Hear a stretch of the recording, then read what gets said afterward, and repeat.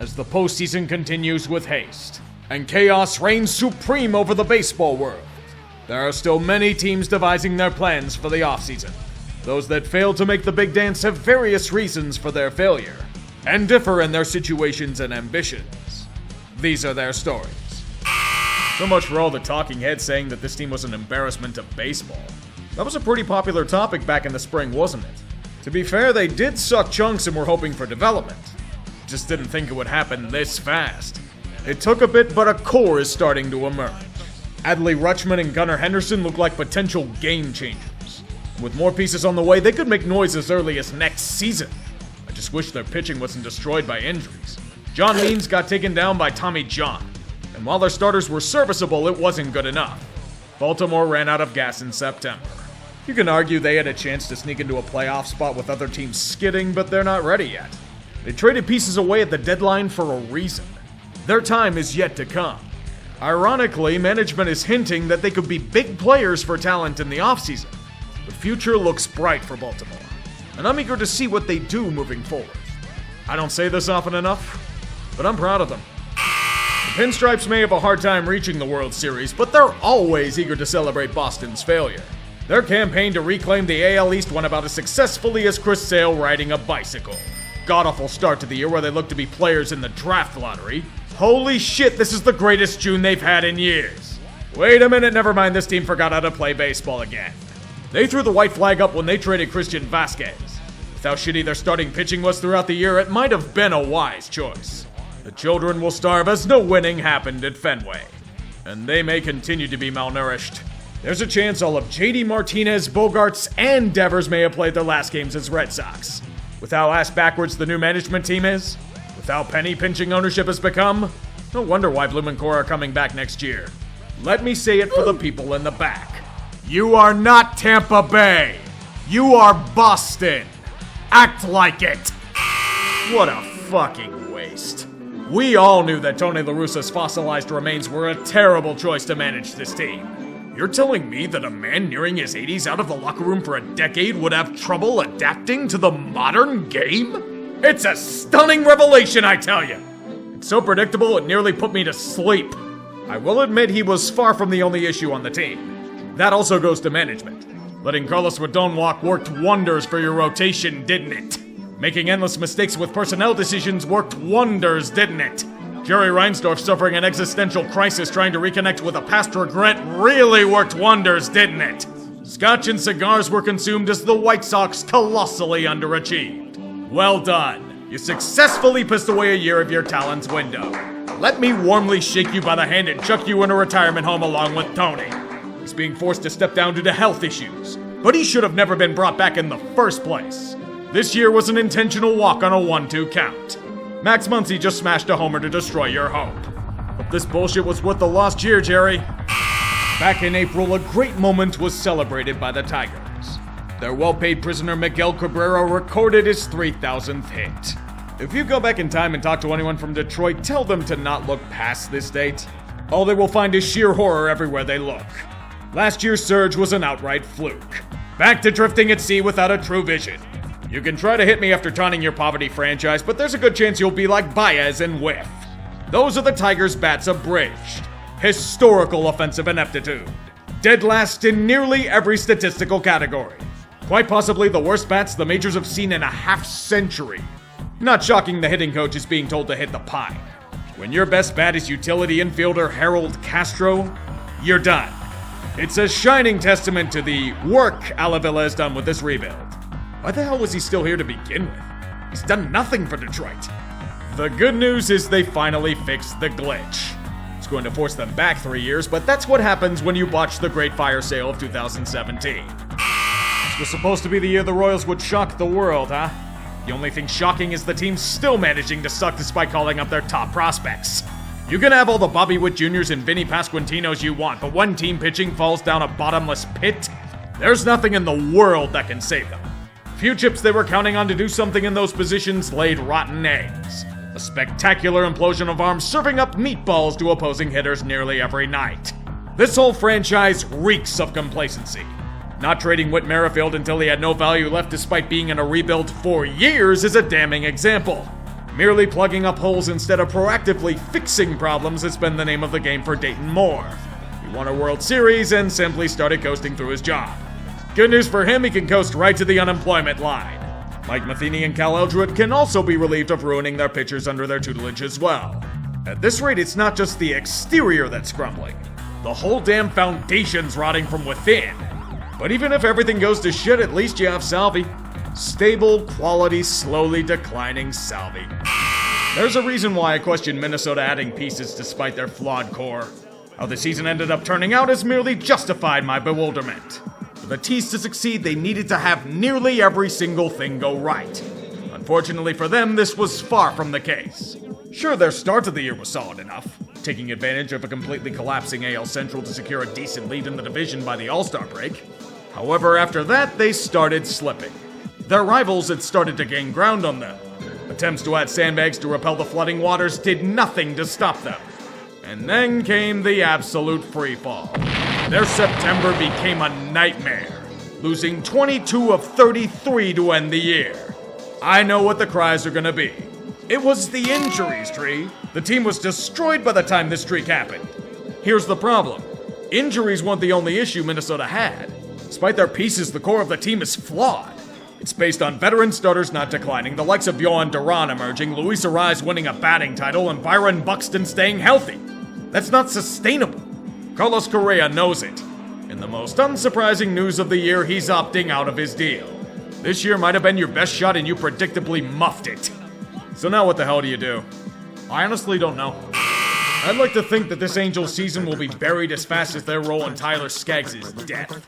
Everything this organization touches turns into a cancerous tumor.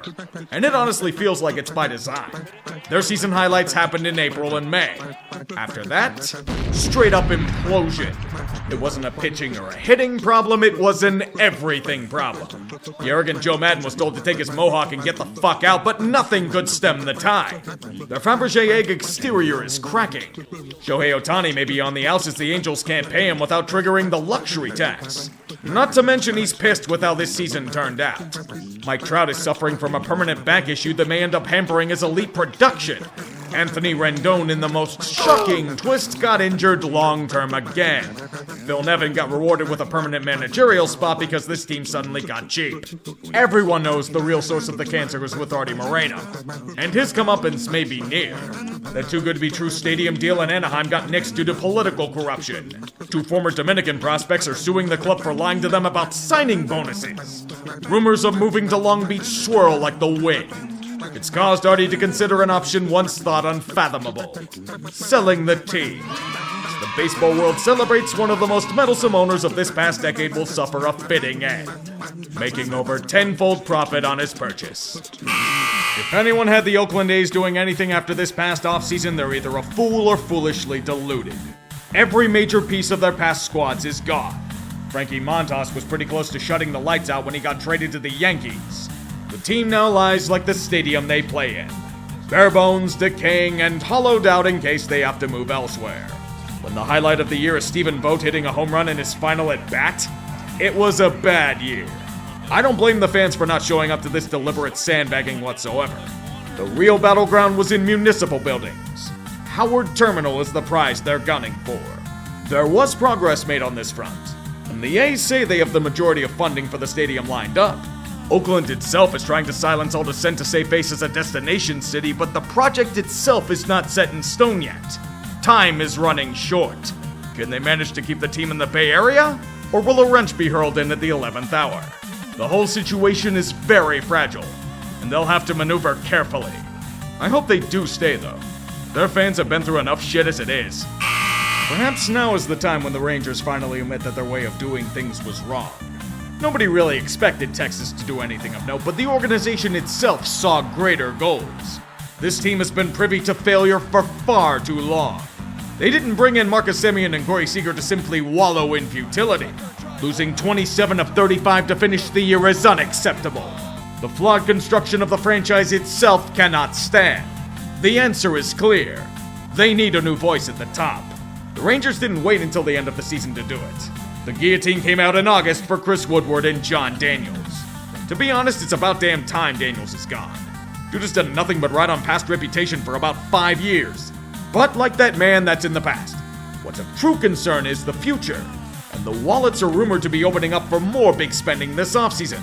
If they can't develop a team, they'll buy one. The price be damned, they will compete for championships again. You don't bribe Bruce Bochy to come out of retirement to simply be content with futility. They want it all and more. Don't let anyone tell them what happened in the past when they threw money at everything in sight. So they say you can't buy love. You can only buy hookers. And like those ladies of the night, that climax is temporary. I have to ask an honest question, Miami. It's been bugging me for months now. What is your vision? What are your goals moving forward? What did you even manage to accomplish this season? The whole year just felt like a waste. It became the IRL version of Seinfeld. A season about nothing, just nowhere near as funny. Unless you're a sicko and like terrible hitting, then be my guest. Once Jazz Chisholm went down for the count, there was nothing left that struck fear. The splashes in the offseason in Soler and Stallings had negative value for the franchise. Don Mattingly is a proven baseball man, but even I was wondering what he was still doing here. After this year, he's free to finally pursue employment at teams that may dream of competing. Since Jeter left, the whole organization is rudderless, merely drifting across the sands in the hopes of stumbling on an oasis. This team fancied themselves as competitive, yet didn't even come close to that. What's worse is that their pitching is still incredible, but rumored in deals left and right. They nearly traded Pablo Lopez to the Yankees. Zach Pop and Anthony Bass are gone. Sixto Sanchez hasn't pitched in over 2 years now. Sandy Alcantara's value isn't going to get much higher than this either. They have prospects, but most of them are pitchers. You're not going to dismantle again, are you? If you do that, just contract the damn team. Even for my cynical, bitter self, I imagined the window of the Nationals to last a bit longer than it has. They dealt with years of failure, won a random championship, then failed for another year before saying fuck it and pulling the plug. But the hope, despite gutting the core, was keeping Juan Soto around as the centerpiece. Unfortunately for DC, that was not the case. The team wasn't offering anywhere near enough to his liking. Instead of trying to come close, the organization closed the book on even considering it. He's gone to San Diego. The trade may have brought them a haul, but considering the symbolic meaning and talent moving away, the cost may have been far too great to justify any kind of return. All that's left nowadays are Patrick Corbin turning into mush and Steven Strasburg's body itself turning into mush. The Nats chose to cash out while the situation was tenable. In all aspects. Even ownership is looking to sell this franchise to the first person who steps in line. They got their World Series. No reason to try and go for more. I would comfort you with the thought of a high draft pick, but there's a draft lottery this year. But think of Joey Meneses. He had a hell of a 2 months after Soto left town. A damn good piece to build on for the future. What the hell do you mean he's 30? Their owner came out this past offseason and said his team was going to be competitive this year. In what? Texas Hold'em? It certainly wasn't on the field of play.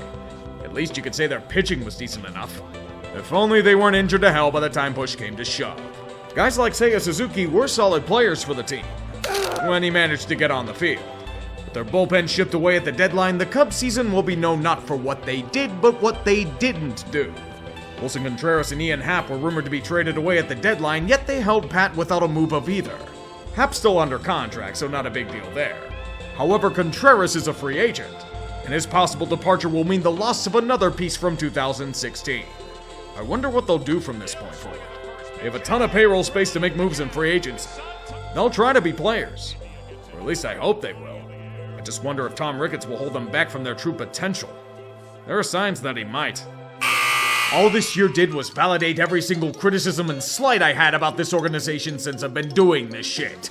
A team that should have been trying to bolster their core after falling apart last September chose death. They blew it sky high. The reward for such selling of key pieces was a glorious 3-22 start to the year. By that point, the season was over. A gigantic shit from a balcony on a Toyota Tundra. That shit became diarrhea by August. Everyone else worth a damn was traded away, the prospects have stalled out in development, and Joey Votto is slowly rotting in the corner praying that he can be free from this highly paid hell. With how poorly they started, it's a miracle they only accrued 100 losses on the year.